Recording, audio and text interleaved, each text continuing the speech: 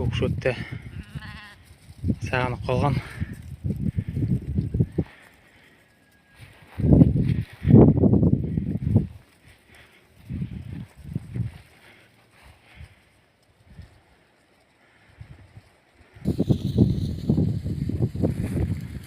Қайың.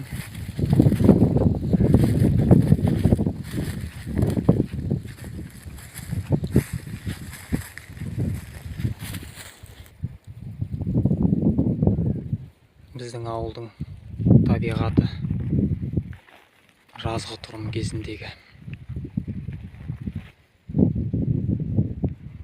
қайың.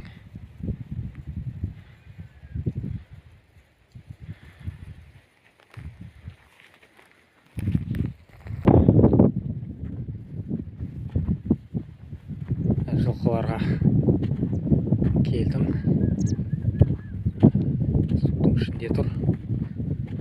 Асфальттың жиегіндегі. Жақында ғана тұсау жерген болатын. Әлі үйренбеген сияқты кішкене.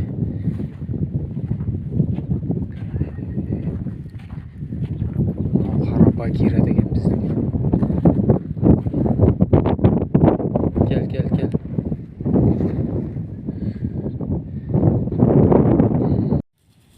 Алла берген біздің жылқылар. Шу үйде тұсауда, жақын арада тұсадық. Алланың қалауымен. Қазір асфальттың жиегінде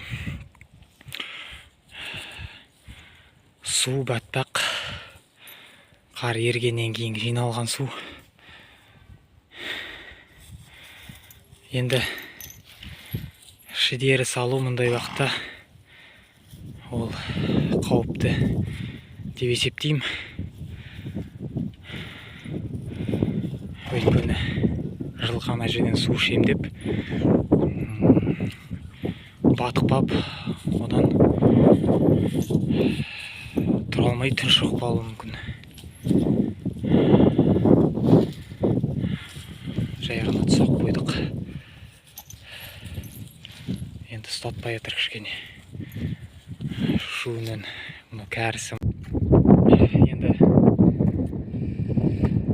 бізде бір жағдай болған, өзі сондай шідерімен бие жүрген ғой. Осындай судың ішіне тұншығып қалған. Тұра алмағанда сағында жеткілікті болып отыр. Негізі. Өй.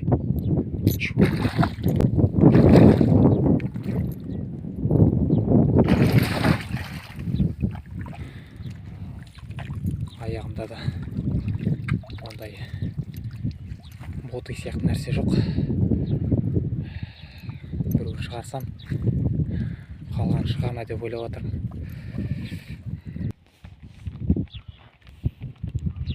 Жылқылар біздің